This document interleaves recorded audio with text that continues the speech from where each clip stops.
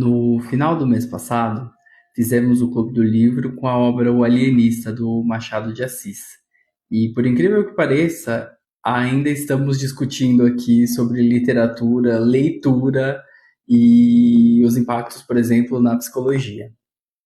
Quando a gente fala de leitura, ela é uma habilidade que ela é aprendida. Ela é diferente, por exemplo, de comer, que é uma coisa que a gente nasce com um reflexo inato de, né?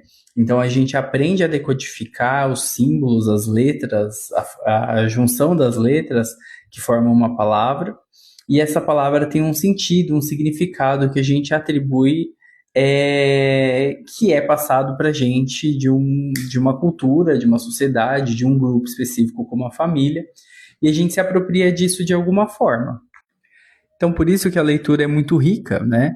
Porque para além dos N benefícios fisiológicos e diferentes partes do cérebro que ela movimenta, as histórias que nós criamos com a nossa cabeça, os cenários que a gente imagina, os personagens, mesmo quando tem uma descrição, cada um vai pensar de alguma forma. Tudo isso diz de algum lugar nosso, muito pessoal, né?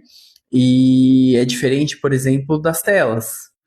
Pensando em economia, as telas elas são muito mais prazerosas porque elas estão prontas. Então, quando você está rolando o feed de alguma rede social, seu cérebro não precisa se esforçar tanto para reter essas informações, para interpretar essas informações.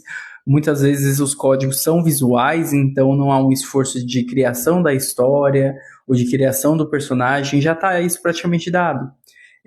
A leitura ela é mais desafiadora nesse ponto, porque ela vai entrar em contato com memórias, vai entrar em contato com outros pontos de vista, com vivências de personagens totalmente diferentes do que os seus, e às vezes até a linguagem mais difícil mesmo, e isso dá trabalho para o cérebro. Acho que só por isso já dá para imaginar por que a leitura é tão benéfica, né?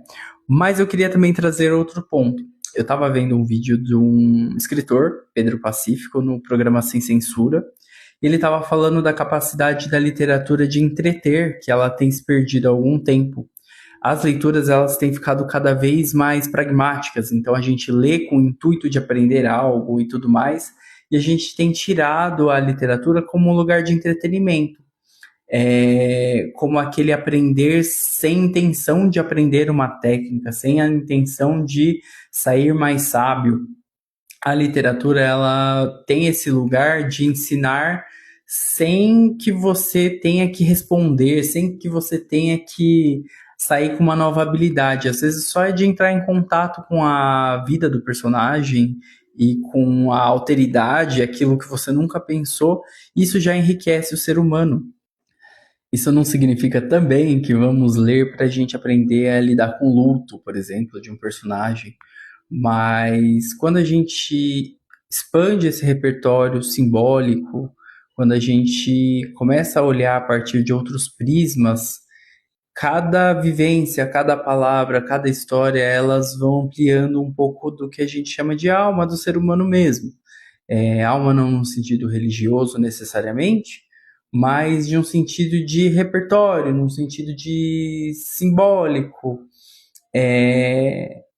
E não necessariamente vai doer menos passar pelas mesmas situações dos personagens, mas a gente não vai estar tão desamparado. Acho que a gente vai ter palavras, acho que a gente vai ter linguagem para lidar com os problemas inesperados do acaso.